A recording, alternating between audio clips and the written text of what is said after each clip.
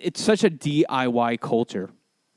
For better and for worse. There was a friend that I have on Instagram. We went to school together. Cool dude.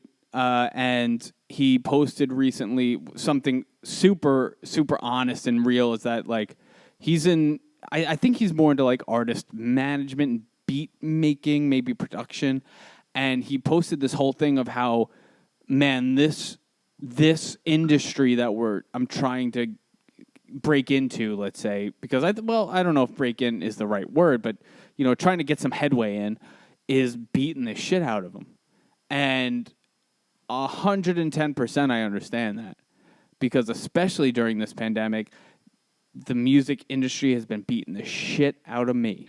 Mm-hmm. But I will say I have been super lucky, and we talk about it all the time, that I've gotten like a bunch of gigs working from home, writing music for films, writing music for whatever, and writing my own, having the time to write an album.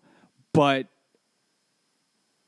and I'm sure this kind of applies everywhere, but like, man, talk about like, I didn't want to say this before we came onto this podcast, because I didn't want to come off like this guy, because we all know life is not fair.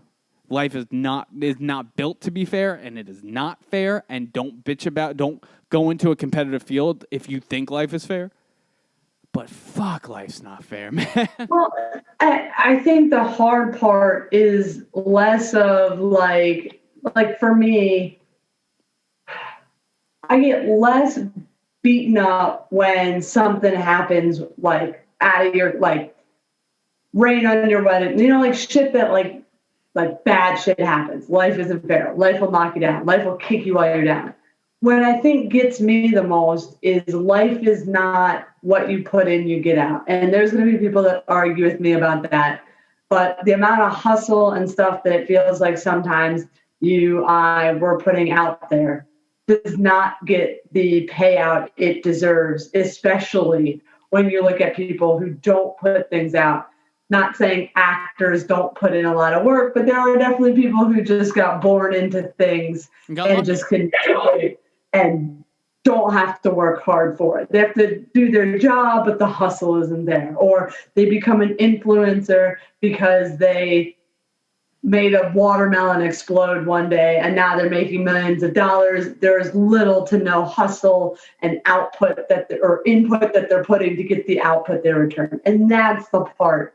And I'm not saying my input should be millionaire, but my input should be more than I'm doing now. Like, right. No, I agree with you 110%.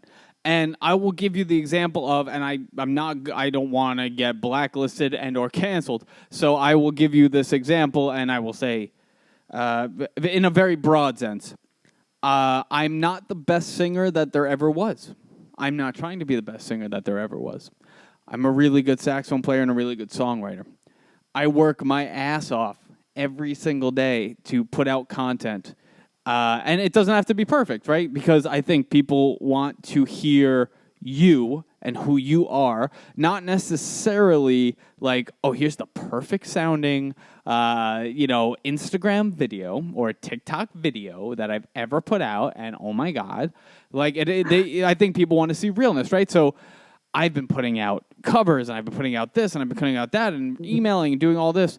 And the one thing I ask from a certain company of just a little bit of help funding a song, and there's just no response. And I'm like, man, it's really, in a way, and the point I wanted to make was you got to figure out how to do it yourself.